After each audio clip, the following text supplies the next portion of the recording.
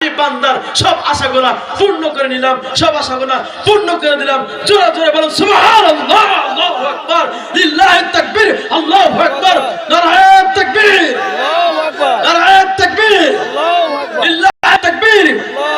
আল কোরআনের আলো, আল হাদিসের আলো, আল কোরআনের আলো, আল হাদিসের আলো।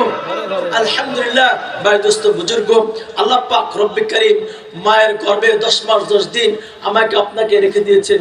সেই মায়ের পেটে থেকে আমাকে আপনাকে দুনিয়ার জমিনের মুখ দেখাচ্ছে। সেই মা বাবার উছিলায়, সেই মা বাবার উছিলায়, সেই মা বাবার উছিলায় আমি আপনার দুনিয়ার জমিনে আসার পরে মনে করি যে আমরা সবকিছু হয়ে গেছে। তাই কি হয়েছি? তাই কি হয়েছি? তাই কি হয়েছি? হই নাই। আল্লাহ পাক রব্বে কারীম বলে, এ বান্দা,